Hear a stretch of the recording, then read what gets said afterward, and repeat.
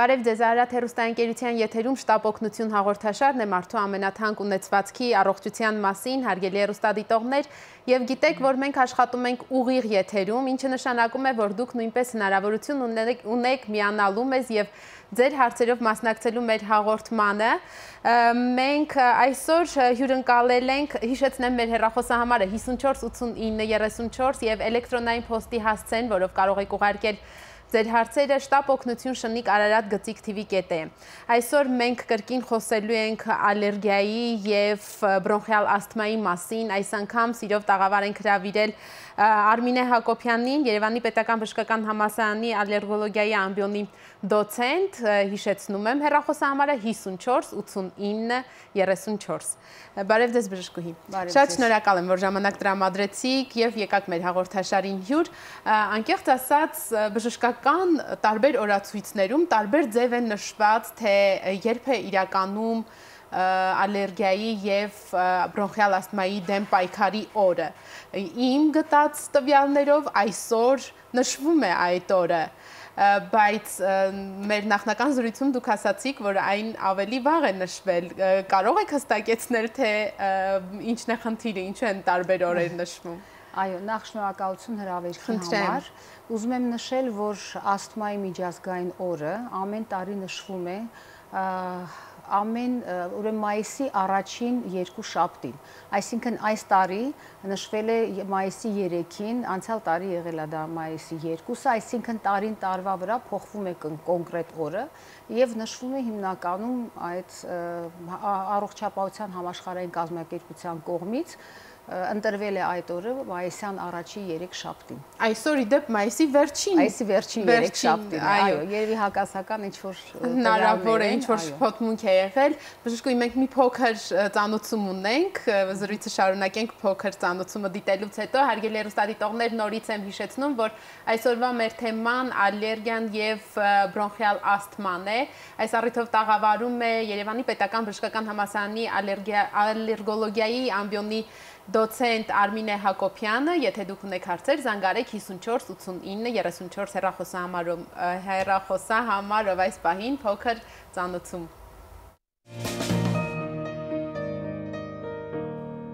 Ասթման բրոնխների քրոնիկ հիվանդությունն է։ Բրոնխներն այն ուղիներն են, որոնցով օդը մտնում է թոքեր եւ դուրս գալիս դրանցից։ Աշխարհում այսօր գրեթե 250 միլիոն մարդ ասթմա ունի։ Սա երեխաների շրջանում ամենատարածված քրոնիկ հիվանդությունն է, որ կարող է բերել մահվան։ Ընդ որում այս հիվանդությունից մահվան ռիսկը բարձր է հատկապես ցածր եւ միջին եկամուտ ունեցող երկրներում։ Ասթմայի զարգացման պատճառներից ամենահիմնականը ալերգեններով հարուստ օդի ներշնչումն է եւ դրանցով շնչառական ուղիների ախտահարումը։ Ասթման կարելի է վերահսկել դեղորայքի միջոցով, ինչպես նաեւ ալերգեն գործոններից խուսափելու ճանապարհով։ Հատկապես որ գործոններն են ասթմացին, ինչ է կատարվում դրանց բրոնխներ մուտքի ժամանակ, որոնք են հիվանդության առաջին ախտանշանները, ինչպես է այն ախտորոշվում, ինչ դեղամիջոցներ եւ այլընտրանքային բժշկական մեթոդներ կան ասթմայի բուժման եւ նոպաների հանդարտեցման համար, եւ ինչպես են ընտրվում դրանք ելնելով հիվանդի տարիքից ու մասնագիտությունից։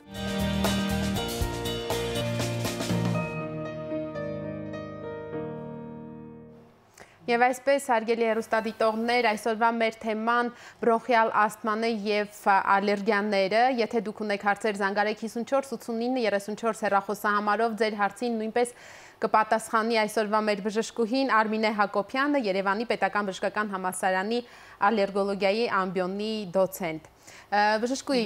անոնսի մեջ նշվեց, որ սա բավական տարածված խնդիր է, ինչով է դա պայմանավորվում եւ արդյոք ասթման միայն ալերգեն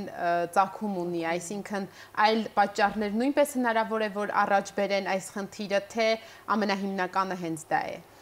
Այո, ուրեմն ուզում եմ ասեմ, որ բրոնխիալ ասթմայի մի քանի տեսակ կա։ Բրոնխիալ ասթման լինում է ալերգիկ բնույթի եւ ոչ ալերգիկ բնույթի։ Ես մի քիչ ուղղակի ուզում եմ ձևերը ասեմ բրոնխիալ ասթմայի։ Կա բրոնխիալ ասթմա գիշերային, կա բրոնխիալ ասթմա որը պայմանավորված է ռեֆլյուքսով, այսինքն երբ որ ստամոքսահյութի պարունակությունը հետ է գալիս դեպի կերակրափող, կարող է առաջացնել հազ։ Դա կա ասթմա, բրոնխիալ ասթմա, որը զարգանում է ֆիզիկական ակտիվությունից կամ ծանրաբեռնվածությունից հետո։ Դրանք ասթմայի հիմնական տեսակներն են եւ պետք է ամենակարևորը պետք է հիշել, որ բրոնխիալ ասթման կարող է ընթանալ միայն հազով։ Այսինքն այստեղ ես պետք է ասեմ, թե ինչ է բրոնխիալ ասթման, ինչ հիվանդություն է իրենց ներկայացնում։ Բրոնխիալ ասթման դա ուրեմն բրոնխների գերգրգռվածություն, գերզգայունությունն է, որը կարող է բերել օբստրուկցիայի, այսինքն խցանման, որը կարող է լինել դարձելի եւ անդարձելի։ Եվ ամբողջ միջոցառումները պետք է արվի այն միջոցառումները պետք է կատարվին, որպեսզի բրոնխիալ ասթման լինի հսկվող։ Վերահսկելի, այսինքն ասեմ, որ մինչև 1993 թվականը ամբողջ աշխարհում բրոնխիալ ասթմայի որպես հիվանդություն խնդիրը այնքան բարձր էր, այսինքն խնդիրը որն էր, դա այն օրերը, որը բացակայում էին հիվանդները դպրոցում կամ աշխատանքի վայրում, երկրորդը դեղամիջոցները, որոնք օգտագործվում էին բրոնխիալ ասթման բուժելու եւ վերահսկելու նպատակով, մինչև 1993 թվականը ինչ որ անբավարար էին այդ բոլոր միջոցառումները։ Անբավարար էին քանակի տեսակետից, անբավարար էին մոտեցումները եւ 1993 թվականից ստեղծվեց Ջայնա, այսպես ասած, ծրագիրը, որը գլոբալ, այսպես ասած, ծրագիր է համաշխարհային, որից հետո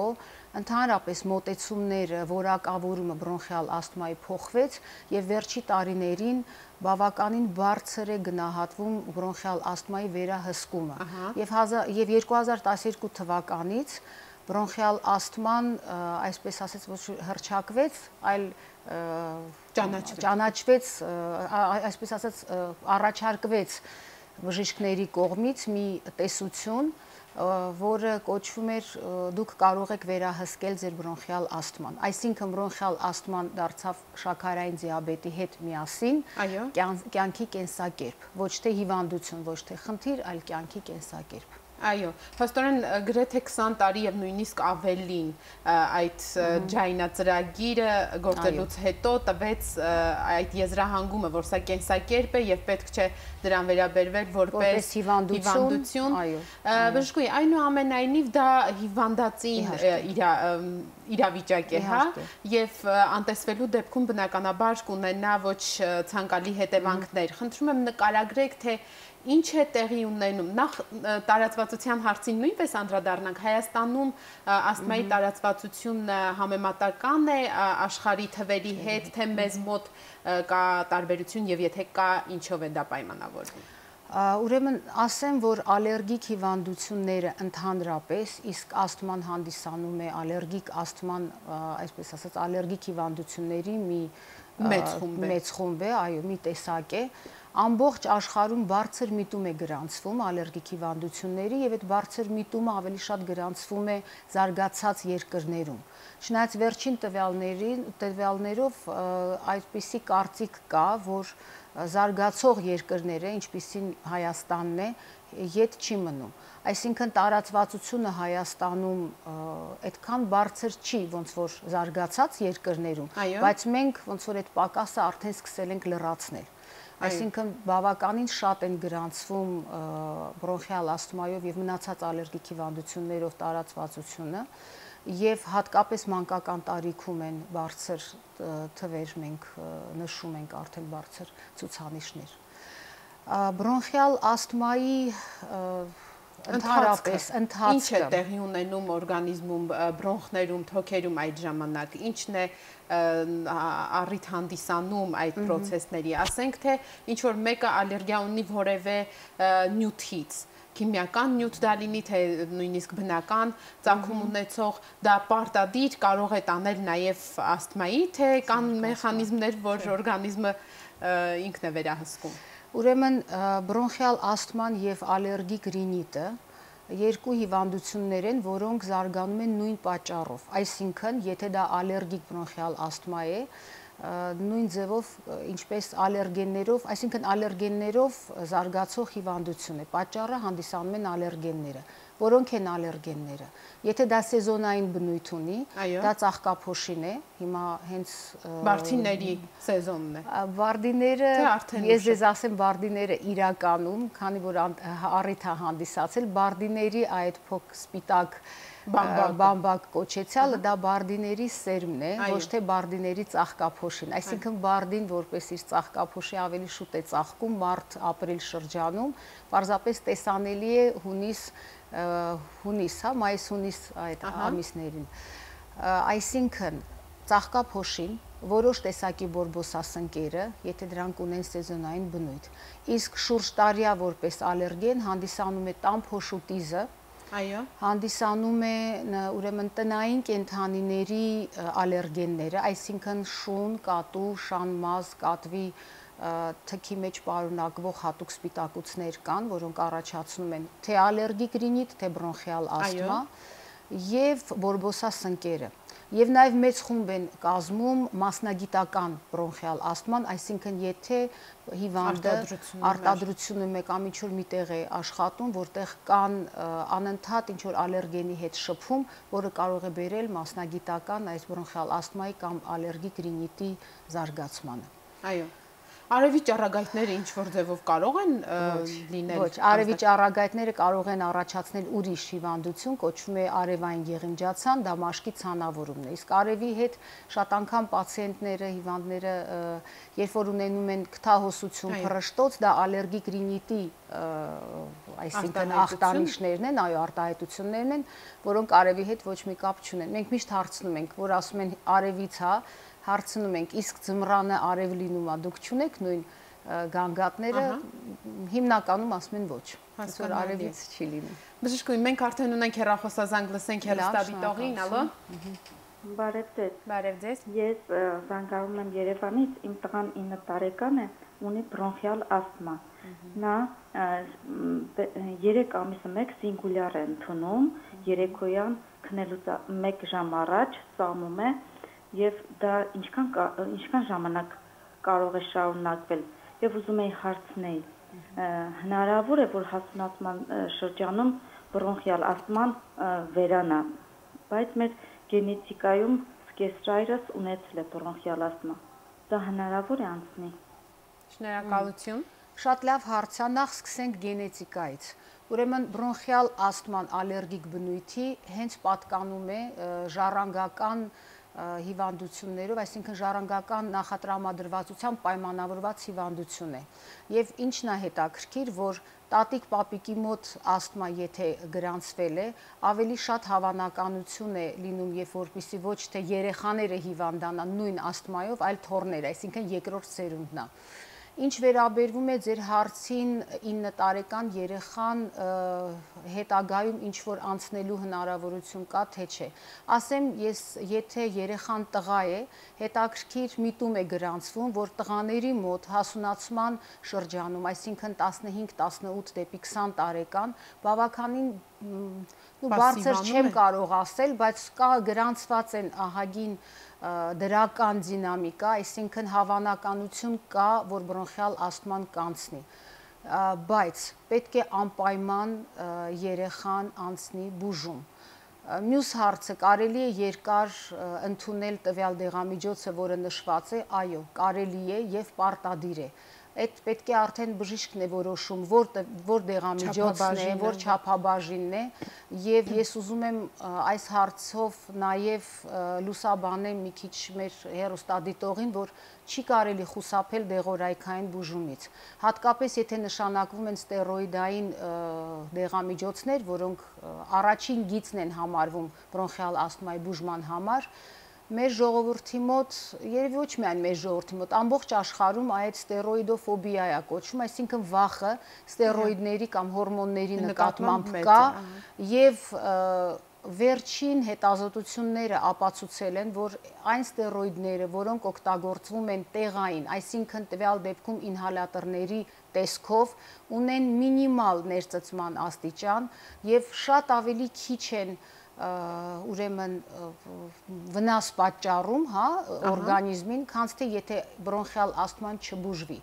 Այդ պատճառով ես կոչ եմ անում բոլոր հիվանդներին լսել բժիշկներին, անպայման կատարել բուժում, բուժումը պետք է լինի երկարատև, բուժումը պետք է լինի հսկելի բժշկի կողմից։ Եվ մի փոքր էլի հարցին պատասխանելով, հատկապես եթե դա վերաբերվում է երեխաներին, պարտադիր պայման է ամբողջ աշխարհում, որպեսզի բրոնխիալ ասթմայով երեխան զբաղվի սպորտով։ Այսինքն ընտրվում է սպորտաձև, որը որ հարմար է տվյալ երեխային եւ դեղամիջոցները պետք է լինեն այնպիսին, որ այդ բրոնխիալ ասթման վերահսկվի նույնիսկ սպորտով պարապելու ժամանակ։ Այո, այսինքն սպորտը, գիտեք, դա ֆիզիկական ակտիվությունն է, որը ինքն իրենով լինում է պրովոկացիոն գործոն ասթմայով հիվանդի համար։ Այսինքն ֆիզիկական ակտիվությունից հետո միշտ չէ, բայց հիմնականում հիվանդների մոտ առաջանում է հաս։ Ճիշտ ընտրված դեղամիջոցը, ճիշտ ընտրված բուժումը եւ բժշկի խորհուրդները թույլ են տալիս, որպեսզի այդ ամեն ինչը լինի վերահսկվող եւ կառավարվող։ Եվ տարիքի ընթացքում, այսինքն երեխայի սպորտով զբաղվելը եւ ֆիզիկական այդ ակտիվությունը եւ ֆիզիկական կառուցվածքը արդեն բավականին մեծ դրական գործոն է համարվում։ Բժշկուհի, իսկ ավելի շատ որ սպորտաձևն եք դուք խորհուրդ տալիս երեխաներին, թե դա ինչպես նշեցիք անհատական է։ Իհարկե նկատի ունեմ օրինակ լողը, մեծ թենիսը, վազքը, չգիտեմ, անհատական է, որը որ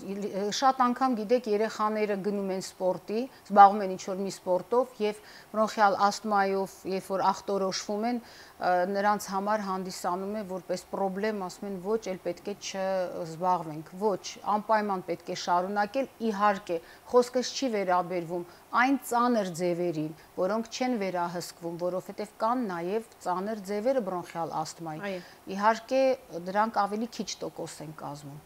Այդ ձևերին դեռ կանդրադառնանք, լսենք երկրորդ հեռուստադիտողին, նա արդեն կապի մեջ է, ալո։ Բարև ձեզ։ Բարև ձեզ։ Բժշկուհի, ես արդեն մոտ 5 տարի կես ալերգիկ բնույթի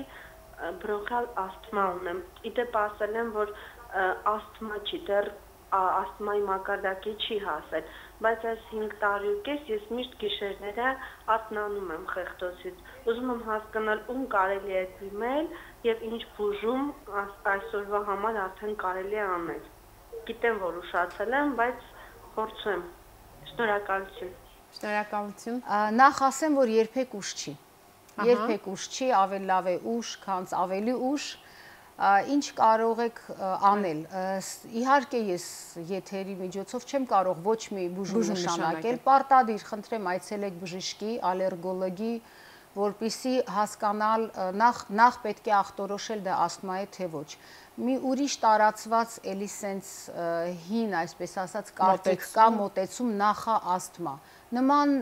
սահմանում չկա։ Կամ կա բրոնխիալ ասթմա, կամ չկա բրոնխիալ ասթմա։ Այսինքն պետք է հստակ ախտորոշվի կա բրոնխիալ ասթմա թե ոչ։ Եվ բուժումը, էլի անդրադառնամ բուժմանը, ուրեմն թե երեխաները, թե մեծերը նույն մոտեցումները ունեն բուժման, ուղղակի այստեղ տարբերվում են դեղաչափերը, այսինքն դոզաները։ Այո։ Առաջին իհարկե ընդհանրացնելով ասեմ, որ առաջին բուժման իհարկե դեղամիջոցները համարվում են ինհալյացիոն կորտիկոստերոիդները, որոնք պետք է օգտագործվեն, եթե ախտորոշվել է բրոնխիալ ասթման, ամենաքիչը 3-ից 6 ամիս, եթե առաջին անգամ է ախտորոշվել, ամենաքիչը 3-ից մինչև 6 ամիս պետք է հիվանդը կանոնավոր ամեն օր ընդունի տվյալ դեղամիջոցները եւ այցելի բժշկին։ Հետո արդեն բժիշկը դրանից հետո դադարեցվի դեղերի ընդունումը, թե ընդհանրապես փորձնական շրջանն է։ Չէ, ոչ թե փորձնական շրջանն է, այլ դա նվազագույն շրջանն է։ Նվազագույն։ Շատ անգամ բրոնխիալ ասթման, ինչպես ես ասացի, քանի որ դրսևորվում է միայն հազով, այսինքն հազը հանդիսանում է միակ կլինիկական դրսևորումը։ Իսկ դա սպეციფიկ հազ է, թե ցանկացած մարդ, որի մոտ հազ է գրանցվում, պիտի կասկածի, որ իր մոտ հնարավոր է ասթմա է։ Ընդհանրապես համարվում է, որ հազը, որը տևում է 4-ից 8 շաբաթ, հատկապես վիրուսային սուր հիվանդությունից հետո, այսինքն սուր վիրուսային շնչուղիների ինֆեկցիայից հետո 4-ից 8 շաբաթվա ընթացքում հազը համարվում է նորմալ։ Այսինքն ցանկացած մարդու մոտ կարող է լինել այդքան։ Եթե հազը տևում է 8 շաբաթից ավել, արդեն պետք է դիմել բժշկի եւ հասկանալ հազի բնույթը։ Ես խոսում եմ այն հազի մասին, որը տևում է ամիսներ, ավելի երկար եւ ոչ մի ուրիշ ախտանիշ չկա։ Շնչահեղձություն չկա։ Շատ անգամ կարող է բրոնխիալ ասթման դրսևորվել միայն հազով, այսինքն ոչ շնչահեղձություն, ոչ օդի պակասի զգացում, որը որ շատ անգամ հիվանդները նկարագրում են, այլ միայն հնարավոր է որ չլինի, այո։ Շատ անգամ ուրեմն կան շտապ օգնության դեղամիջոցներ, դա կարճատև ազդեցության բետա ագոնիստներն են, նրանց քիմիական անունը ալբուտերոլ եւ սալբուտամոլն է, մեր շուկայում որոնք կան, այո, շատերին ծանոթ։ Ես շատ անգամ նաեւ հանդիպում ենք այն փաստին, որ հիվանդները կարծում են, որ դա բուժման միջոց է։ Դա բուժման միջոց չի, դա ուղղակի շտապ օգնության, այսպես ասած, դեղամիջոց է, տարբերակ է, որը բրոնխիալ ասթմայով հիվանդը միշտ պետք է կրի իր մոտ։ Պարզապես մեր իրականության մեջ ես տեսնում եմ, երբ որ գալիս են, ասում են ինձ նշանակել են սալբուտամոլ, բայց դա չի օգնում։ Սալբուտամոլը չի օգնելու, դա ուղղակի նոպայից հանելու կամ հազի սրացումից հանելու ուղղակի մի միջոց է։ Դա բուժում չի, որպես ֆարմակոթերապիա ազդեցություն ունի։ Ոչ, ինքը խորխաբեր ազդեցություն չունի, ունի բրոնխալ լայնիչ ազդեցություն, այսինքն քանի որ բրոնխիալ ասթմայի ժամանակ լինում է սպազմ, կծկում բրոնխների։ Այդ տվյալ դեղամիջոցները բրոնխների պատերը թուլացնում են, լայնացնում են եւ արդեն օդը ավելի հանգիստ կարող է անցնել։ Իսկ այդ կծկվելուն զուգընթաց այնտեղ խորխ այնուամենայնիվ կուտակվում է։ Ուրեմն խորխը լինում է մածուծիկ, այո, կա եւ իհարկե լորձի գերարտադրություն, որը բերում է իհարկե խորխ արտադրության, դա շատ դժվար դուրս բերվող, այսպես ասած, մածուծիկ խորխ է, որը շատ անգամ շատ դժվար է դուրս գալիս։ Իսկ այդ դեպքում բժշկուհի ներողություն, որ ձեզ ընդհատում եմ, ճիշտ է, որ ես էլ գիտեմ շատ մարդկանց, որ անկախ նրանից իրենց մոտ հաստատվել է բրոնխիալ ասթմա թե ոչ եւ պարզապես երկարատև հազ ունեն ու վազում են առանց նույնիսկ բժշկի հետ խորհրդակցելու խորխաբերներ վերցնում դեղատնից եւ սկսում օգտագործել նույնիսկ երեխաներին, երբ մանկաբույժները այդքան ասում են, որ պետք չէ երեխաներին։ Այո, գիտեք, այստեղ էլի լավ հարց տվեցիք, որովհետեւ ցանկացած խորխաբեր, այսինքն հիմնականում խորխաբերները ունեն հազի պրովոկացիոն մի այսպես հատկություն, այսինքն նրանք ինչ որ չափով առաջացնում են հազ, եւ եթե խորխաբերը ոչ նշանակությունով է օգտագործվում, այսինքն եթե կա բրոնխիալ ասթմա եւ կարիք չկա տվյալ պահին խորխաբեր, ապա կարող է ավելի վատացնել վիճակը, եւ ավելի սրացնել, ավելի խորացնել վիճակը։ Հասկանալի է։ Մենք էլի ունենք հեռախոսազանգ, լսենք հեռուստադիտողին, ալո։ Ուրեմն ես ողջունում եմ բժշկուն իր այդ ելույթը։ Իմ հարցս հետևյալն է։ Ես շնչառական խնդիրներ ունեմ, վիրահատված եմ։ Հիմա ես դիմում եմ բժշկի, մեկ ասում են բրոնխիալ ասթմա է, մեկը մի ուրիշ բան ասում, չգիտեմ։ Ես կուզենայի իմանալ ոնց կարելի է ճշտել ասթմա ունեմ թե չունեմ եւ ոնց կարամ ես բժշկու հետ կոնսուլտացիա ունենամ։ Շնորհակալություն, հենց շատ տեղին հարցեր։ Ինչպես է ախտորոշվում բրոնխիալ ասթման եւ հնարավոր է նույնիսկ բժիշկները շփոթեն խնդիրը մեկ այլ խնդրի հետ, թե դա այսօր ժամանակակից բժշկագիտությունը արդեն հստակ չափորոշիչներով առանձնացնում է ու հնարավոր չէ շփոթել։ Ուրեմն սկսեմ ախտորոշումից, ինչպես է ախտորոշվում բրոնխիալ ասթման։ Բրոնխիալ ասթման ախտորոշվում է նախ եւ առաջ, եթե դա ալերգեններով պայմանավորված հիվանդություն է, այսինքն բրոնխիալ ասթման պայմանավորված ալերգեններով։ Նախ բժիշկը ինքն է որոշում, այսինքն հասկանալով հիվանդի գանգատները, Նախ եւ առաջ կատարվում է ալերգենների բացահայտում։ Դա կատարվում է կամ մաշկային փորձերի միջոցով, այսինքն այն ալերգենները, որոնք մեզ շրջապատում են, ինչպես ես ասացի, ծաղկափոշին է, տանփոշուտիզն է, կենդանիների դրանց համար կան պատրաստի դրանց համար կան հատուկ պատրաստի մաշկային թեստեր, կան նաև նույն թեստերը, որը կատարվում է արյան միջոցով, այդ արդեն բժիշկն է որոշում, որ պացիենտին, որ հիվանդին, որ թեստը անի, իհարկե ոսկե ստանդարտ են համարվում մաշկային թեստերը, եւ առաջինը կատարվում են մաշկային թեստերը։ Նորից եմ ասում, դա շատ անհատական է։ Երկրորդ եւ շատ կարեւոր հետազոտություն է դա թոքերի, այսինքն շնչուղիների եւ թոքերի ֆունկցիայի որոշում, որը դա սպիրոգրաֆիա կամ սպիրոմետրիա այդ որի համար նույնպես առանձնացված օր կա բժշկական օրացույցը։ Նույնիսկ, այո, սպիրոմետրիայի կամ սպիրոգրաֆիայի այդ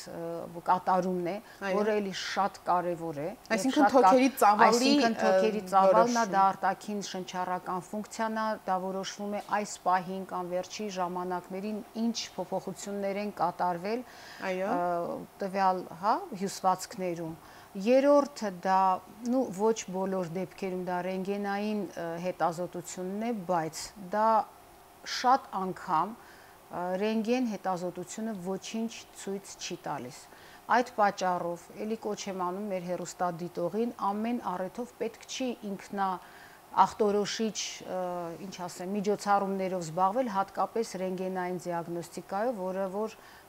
բարձր ճառագայթում է եւ ինչ որ մեզ մոտ այդքան լուրջ չեն հիվանդները մոտենում, մտածելով, որ դա ամենահեշտը ռենտգենն է։ Ասեմ, որ 50-60% դեպքերում, եթե ոչ ավելին, ռենտգենային փոփոխություններ չեն լինում բրոնխիալ ասթմայով հիվանդի մոտ։ Դա լինում է արդեն, երբ որ բրոնխիալ ասթման երկարատև ընթացք ունի, բավականին մեծ տարիք է արդեն գրանցվում հիվանդի մոտ, եթե դա բուժված չի, ամեն դեպքում դա ծանր դեպքերն են, այո, իհարկե, ասում եմ, ախտորոշիչ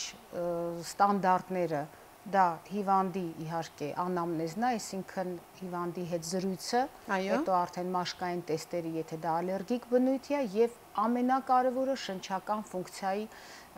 այսպես ասած, վերահսկողությունը, եւ իհարկե ամենակարևորներից մեկն է հանդիսանում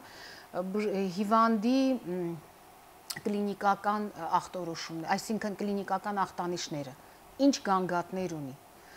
Եվ այստեղ էլի ուզում եմ ասեմ, որ բրոնխիալ ասթմայով հիվանդի եւ բժշկի միջև պետք է առաջանա կապ, պետք է առաջանա փոխ ազդեցության եւ փոխ, այսպես ասած, պարտներային, այո, միասնություն եւ երկուսով, այո, որպեսզի կարողանան ճիշտ վերահսկեն եւ կառավարեն հիվանդությունը։ Այո, մենք էլի ունենք հեռախոսազանգ բժշկուհի, շատ ակտիվ են մեր հեռուստադիտողները, ալո։ Ալո, բարև ձեզ։ Բարև ձեզ։ Ողջունում եմ ձեր հաղորդաշարը, ու մի հարց ունեմ բժշկուհուն տալու։ Ես լսել եմ, որ բրոնխիալ ասթման դա վարակովի է, ճիշտ է թե չէ։ Այսինքն կարող են փոխանցվել վարակը գթալով, ինչ որ մեկը օգտագործելուց կամ ջուրի բաժակը խմելուց մեկը մյուսին։ Շնորհակալություն։ Միանգամից պատասխանեմ, որ բրոնխիալ ասթման վարակիչ հիվանդություն չի։ Երբեք ոչ մեկ չի կարող վարակվել բրոնխիալ ասթմայով։ Բրոնխիալ ասթման կարող է հարուցվել վիրուսներով կամ այդ արդեն ձևերն են բրոնխիալ ասթմայի, որոնք ոչ ալերգիկ բրոնխիալ ասթման է, այսինքն վիրուսային ծագում ունեցող, այսպես ասած, իհարկե այնտեղ էլ կան խորքային ալերգիկ մեխանիզմներ, դրա մասին չեմ ուզում ես հիմա խոսել, եւ կարող է լինել ոչ թե վարակիչ, այլ ինչպես ասեցի, ժառանգական նախատրամադրվածություն ունեցող անձանց մոտ։ Այսինքն դա ալերգիկ ընդհանուր ատոպիկ ալերգիկ հիվանդությունների ընտանիքին է պատկանում։ Այո, հաջորդ հեռուստադիտողը արդեն սպասում է բժշկուհի, ալո։ Բարևում եմ բժշկուհի։ Բարև ձեզ։ Ու հարց ունեմ իրանց տալու։ Ես 2006 թվականից բրոնխիալ ասթմա ունեմ ու դեղերը օգտագործում եմ, բայց չի օգնում։ Ամեն ամիս պետք է սրսկվեմ, որ այդ խորխը շնչառությունս լրի փակված է։ Հիմա ուզում եմ իմանալ ինչ կարելի է անել, որ այդ խորխը մաքրվի էլի։ Շնորհակալություն հարցի համար, ցավոք ես չգիտեմ ձեզ ինչ բուժում են նշանակել։ Պարզապես ես ուղղակի կարճ ակնարկով էլի ասեմ, թե բրոնխիալ ասթմայով համար, բրոնխիալ ասթմայի բուժման համար տարբեր դեղամիջոցներ են օգտագործվում։ Դրանք հավերի տեսքով են լինում, բայց առաջինը դա ինհալատորների օգտագործումն է, որը բավականին մեծ արդյունավետություն ունի։ Չնայած ասում եմ կախված է հիվանդի, ինհալատորներն են, որոնք մարդիկ օգտագործում են, այսինքն կորտիկոստերոիդներ, կարճատև ազդեցության բետա ագոնիստներ, կան դրանց կոմբինացված ձևերը, կան հաբերի տեսքով ուրիշ խմբի, որոնք կոչվում են հակալեյկոտրիենային դեղամիջոցներ, այսինքն երբ որ լինում է բրոնխիալ ասթմայի ծանր ձևերը, կարող է միառժամանակ նշանակվել 3-4 խմբի եւ 3-4 անվանում դեղամիջոց։ Երբ որ դա էլ չի օգնում, այդ արդեն լինում է իհարկե ոչ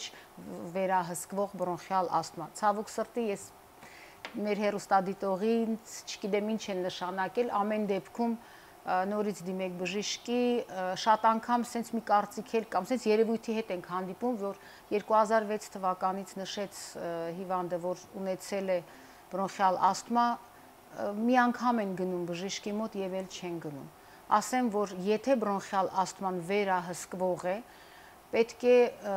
պացիենտը ամեն 6 ամիսը մեկ այցելի իր բուժող բժշկին։ Իսկ եթե շատ լավ վերահսկվող, այսինքն եթե չկա գանգատ, այցելությունը կարելի է անել տարին մեկ, այո, բայց դա պարտադիր է։ Այո։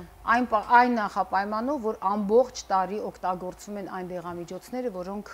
նշանակված են բժշկի կողմից։ Հասկանալի է։ Բժշկուհի, բրոնխիալ ասթմայի մասին ինֆորմացիա փնտրելուց ինտերնետում շատ տարբեր հոդվածներ ենք հանդիպում, ժողովրդական կամ այլընտրանքային բժշկական մեթոդներով բրոնխիալ ասթմայի նույնիսկ համարձակորեն գրվում է բուժման